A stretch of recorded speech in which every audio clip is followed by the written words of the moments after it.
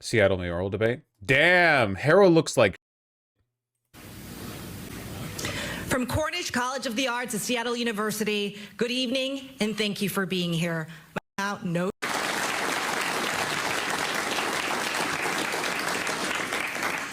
We tossed a coin backstage to determine who would make the first opening statement. And those life experiences have allowed me to say to you that I believe we've laid the path for Seattle to. Well, I don't get why you're at a mayoral debate. Why are you just wearing like a lumpy polo shirt? You know? Be one of the most livable cities in this country. Now, we will invest over $1 billion in affordable housing. I know how hard it is to live in Seattle. This was my parents' story. The comments on this are full of Hitlerites. It's a local debate. How bad?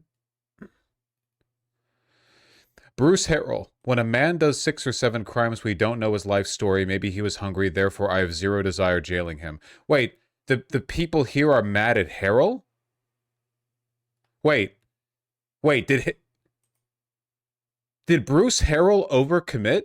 Did Bruce Harrell, like, recognizing that he was losing so far the race to a more progressive candidate, he was like, as for my policing policy, I think that all blacks should get 1 murder per fiscal year,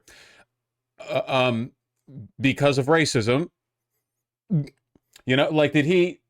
That's crazy. Wait, where's the time? I want the timestamp on that. Dude, they're all really mad. That's crazy. Look, only a Democrat can win the Seattle mayoral race. If he said something that's stupid and ends up like, because a significant portion of his voter base are like begrudging Republicans who could prefer him to the lesser evil. So if they end up hating him more than the more progressive candidate, oh my God, I need that. Hold on, 6 or 7 crimes, zero desire. If I'm gonna search for desire, transcript. I don't think this works anymore. Like, you can't search through an entire transcript. Oh no, here we go. Oh. In jail. Clear. I was the one that sponsored the ban the box legislation when everyone opposed it because the criminal system has had a disparate impact on black and brown communities. Let me lead with that. So when this person... Okay, for context, this is the Seattle mayoral race. This guy is an asshole. This guy is a bigot. He's deep in bed with local policing. He is not a progressive. He is a corporate Democrat who is good, or has been good, not so much now, at aligning with or pretending to be progressive, but really aligning with like local tech. Because I don't know if you guys know, Seattle's known as like the gay haha city, whatever. Seattle has a ton of money in it, right? All the tech up here, and also very, very, very aggressive police. The Seattle Police Department are no joke. They are not chill. So yeah, he's not exactly the guy we're rooting for in this race. Katie Wilson's great. I met her. I went to her primary watch party. We talked to her on stream. Committing 6 or 7 crimes. I don't know his or her story. Maybe they were abused as a child. Maybe they're hungry. So my remedy is to find their life story to see how we could help first. I have no desire to put them in jail, but I need to protect you, and that's the calibration. Damn, that's a crazy gaffe. Like, progressives wouldn't say, like, that's a huge overstep. I have no desire to jail somebody who's committed 6 or 7 crimes because I don't know their life story. I understand what he's saying. I understand the point he's trying to make. He's lying either way, because again, this guy's like deep in bed with cops. I understand the point that he's trying to make here, but like, what a terrible way of putting it. I've put police officers on the stand. I've cross-examined them. So whether they commit 7 or 8 crimes to me is not the issue. The issue is, why are they committing these crimes? Here, I want to go back to the beginning of the question. Hold on. Wanted to move on to public safety, Emily. Yeah, thank you. Isn't it crazy that this is the mayoral debate for the general election, and it's of Seattle, a massive city, and this is what it looks like? We need to abolish local government, or like make all of it run by AI or something. I don't know. Nobody pays attention to local politics at all. That needs to change. There needs to be like a cultural change or something.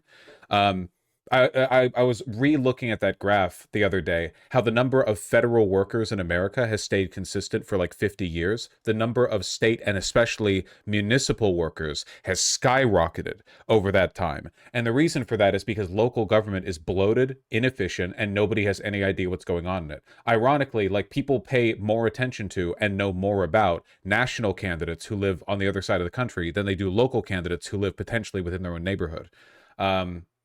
It's a real problem, you know? It's not very democratic. Functionally, it's not democratic. If you're getting like 10% turnout for a local municipal election, that's not democratic.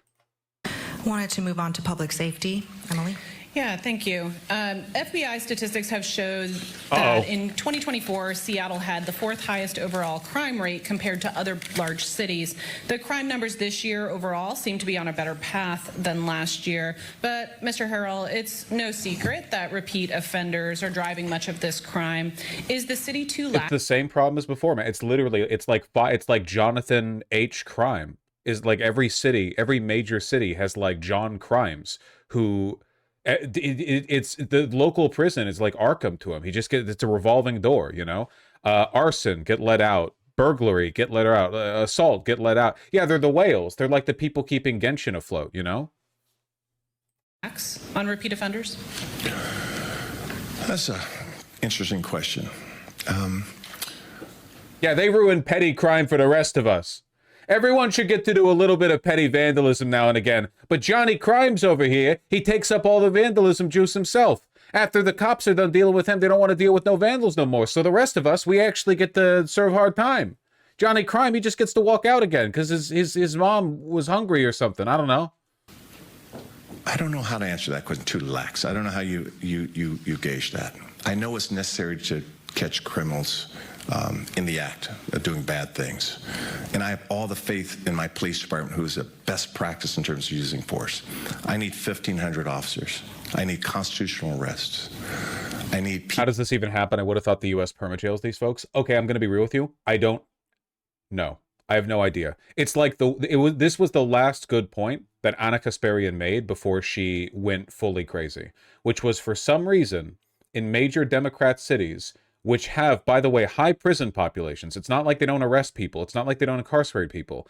California, 3 strikes law, whatever. But for some reason, and I don't know why, the system allows a small number of people to just keep doing crimes over and over. I don't get it. Is it just me, or does Harrow look like Vosh? Props for the race blindness. Anyway,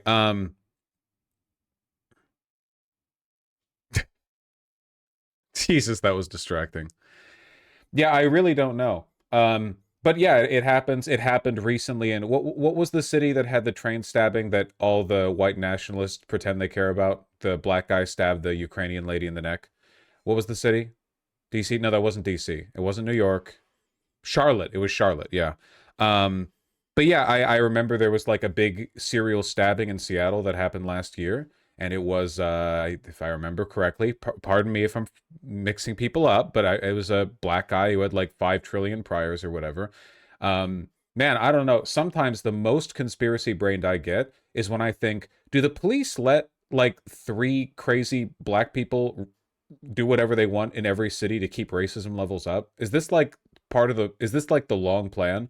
Like the cops and the DA are like, we'll never solve racial inequality now, and they just find like the 3 like most prolific criminals who are black in every city. You're asking too many questions. Fuck, they're coming for me. I figured it out.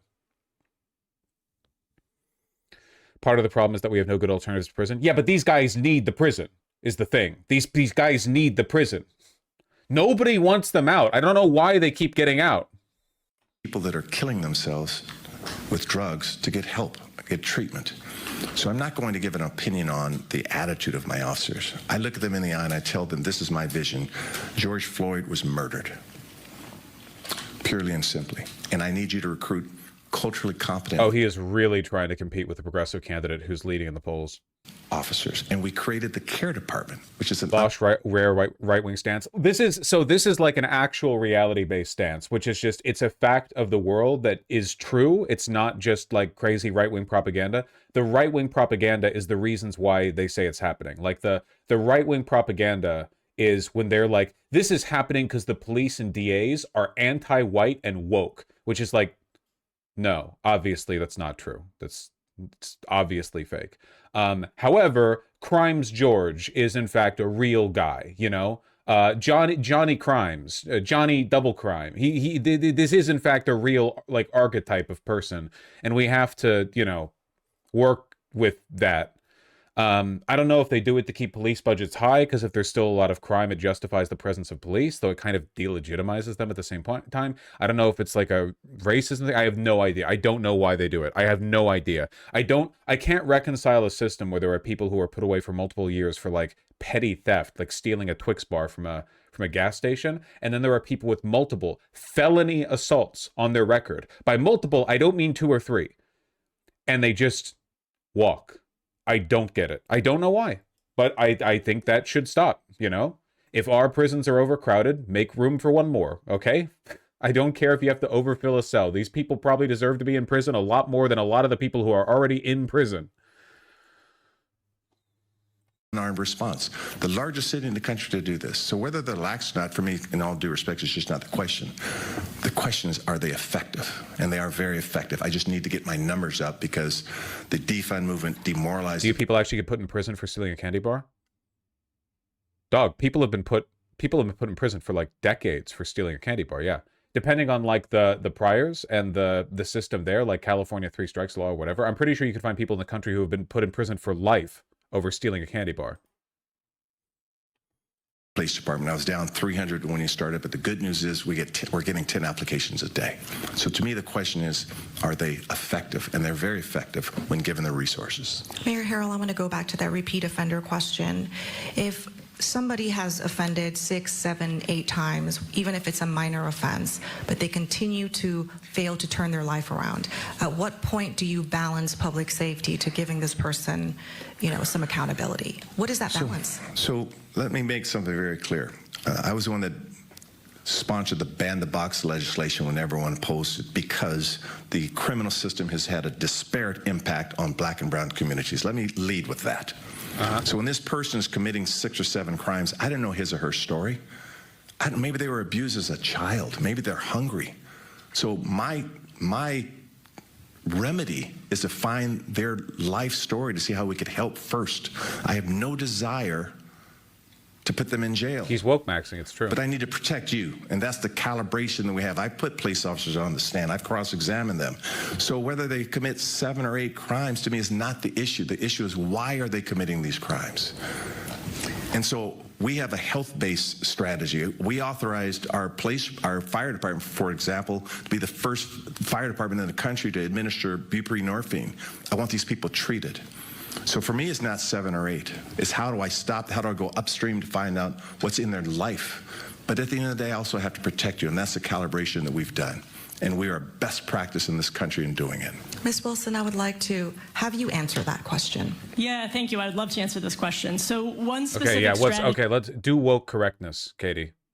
That I think we need to do much more of to be effective on this problem of repeat offenders is effective diversion programs. So we have here in Seattle law enforcement assisted diversion, which is a nationally recognized program where if someone is arrested, they have the opportunity, instead of going through that booking and jail process, to be diverted into a path with case management, if they're homeless, you know, shelter, housing, with services to help them be successful there. Unfortunately, our current mayor in previous budgets in his term has severely cut funding for the LEAD program, but this is exactly the kind of program that we need in order to address the problem of repeat offenders, especially for low-level crimes, without just giving people long jail sentences, which frankly doesn't work either.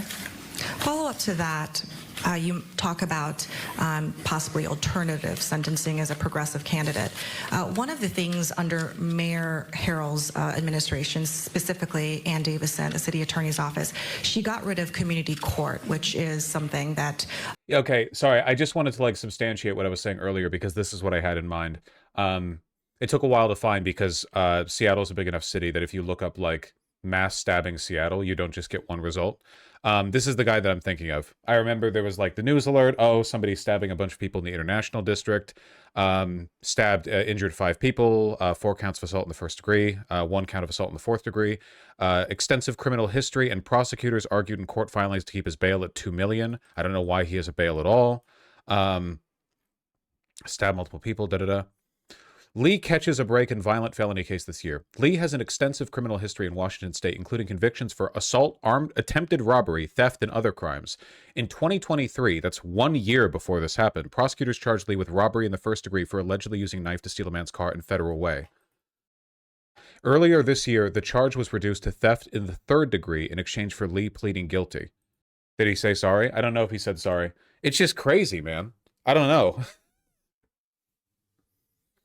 It's insane. It's, again, like, it's just a reality-based thing. You just have to acknowledge that this is a thing. I don't understand why prosecutors would be playing down the sentences for people who are actually dangerous. If anything, you'd think they'd be doing that for people who are, like, committing minor non-violent crimes. I have no idea. Maybe the same thing will happen to that guy in Charlotte. Anyway, finish the answer. Is an alternative to jail time. But one of the reasons why she got rid of it was because there was a backlog, as well as the fact that data showed that it was not helping with repeat offenders. It just was not effective. Maybe the insanity defense should be nerfed. Nobody's actually using the insanity defense. If you were the mayor, would you bring that program back, or would you keep it the way it is now? Yeah, that's a good question, and I am actually not sure about whether the answer is yes or no. So I know that City Attorney candidate Erica Evans is thinking about this as well, and so if elected, I will be working closely with our next City Attorney to decide whether bringing community court back is the right course and perhaps fixing some of those problems surrounding it, or whether it's better to continue on the course that we're on now. So, Ms. Wilson, also, you have spoken again about... Pretty moderate answers from Wilson. Not in terms of policy, but in terms of, like, rhetoric, which makes sense. You know, she's been more of a policy wonk the entire time she's been running. She's not like a fire and brimstone preacher kind of progressive. She's more of a, like, if we lay down a bunch more bus routes, we can improve the numbers on people's happiness levels, you know? Alternatives to policing in the past to help with public safety. Under Mayor Harrell, there's already a program that somewhat does that. The care team includes social workers that go out with first responders to more than, so far, 3,000 calls since late 2023. Many of those calls involve the homeless population. So if you were the mayor, would you support the current goal to double the care team? Absolutely. I mean, I think we need to double it, and we need to go further than that, right? There are a few other cities around the country that have gone much further than Seattle in expanding alternative response, and that's partly about the number of people on that team. It's also about the range of calls that they're able to respond to, right? We still have only... what the fuck is this? I'm just curious, should we recall all of our DAs? Blue City erupts as 91-time felon tries to dodge prison, weasel into rehab after crash. Police say Troy McAllister, 45, was intoxicated when he ran a red light in a stolen car, killing Elizabeth Platt, 60, and Hanako Abe, 27. What the hell? What city? San Francisco, of course. 91 felonies. Incredible. Level 100 crook. Yeah, take notes, everyone. That's how mafia works. It's a bizarre country in terms of criminal justice, man. It's a bizarre fucking country. I want to know more about his priors. Prosecutors are fighting their version of Wait. California Penal Code 1001.36, which was enacted in 2018, allows certain criminals with a diagnosed mental health or substance use disorder to enter court-supervised treatment instead of facing trial. Shouldn't that only apply to, like, drug crimes? Like, if this means that a meth addict goes to treatment rather than jail, that's good. But if the meth addict tried to rob someone with a gun, I think they should still go to jail. What the hell? This undated photo shows Troy McAllister. Okay, Jesus fuck. I don't know why they're showing, like, unrelated people. I was like, oh my god, was that like an old photo and this is a new photo? Jesus fucking Christ, the years have been hard. Being a level 100 crook. I mean, man, life in the fast lane, a candle burning from both ends. No, it's separate people. Jesus. This guy's younger than the first guy, though. What? 41-year-old Courtney Boose. 50-year-old Troy McAllister? Never mind, being a level 100 crook actually, like, it fucking rules. Pays back massively. You live forever. You kidding me? This guy's 50? I can't. The plot of Get Out, man. Does wonders for your skin. 41. It's the meth? Yeah, it's probably the meth. Courtney Boose, 41, is accused of stabbing a 69-year-old man at Lawrence gas station, and it's far from his first run with police. According to Fox 59, records show he's been arrested 99 times over the years for charges ranging from theft to battery, yet he's never served prison time. You know that fucking meme? Like no, the average black person does not commit 3 violent crimes a year. You know, Crimes George, who commits 473,000 crimes a year, was an outlier and should not have been counted. I unironically think they're doing this to the black population. I'm not joking, okay? There's no fucking way the cops and the DAs in all these blue cities are being so anti-racist that they're maintaining their high prison populations but letting a few people fly nonstop, you know? I think they're doing this to pump the averages. This shit is crazy. Yeah, they're stat padding. I don't know. Anyway, here, hold on. I want to see the outro to this, to the debate, the closing statements, and then we'll move on. Treatment that we're doing, the health investments we're making, this is real. I will tell you with Trump, that didn't come up. Trump will walk over inexperience. Walk over inexperience. This is personal for me. It was an executive order that put my mother in a concentration camp. I'm well versed in the 10th Amendment and federal overreach. In troubled and threatening times, experience matters. And I humbly ask for you to give me a second term. Respectable lads, because though. we have He's a big right lad. where we want. We have the tenacity, the toughness to fight Trump. And you see me doing it every single day with a great team. That's time. Okay. I'm just going to say one thing about Trump, which is that I was very concerned by the CCTV surveillance legislation that the mayor proposed and the council passed that was opposed by immigrants' rights groups and civil liberties groups, specifically because of the risk that it poses of the federal government having access to that personal information and data. Okay, closing statement. It's great to be here. Thank you all for being here. She's This such is a democracy wonk. in action. I have not gone through my career aspiring to hold elected office. I am an outsider, but I am an outsider who has an insider's knowledge of City Hall. I have been at the table when legislation is hashed out, when programs are designed, and when policies are implemented. At its core, the job of mayor is about leadership, and that means assembling a team of people who have Do we fuck with the incumbent? No, we fuck with Katie Wilson.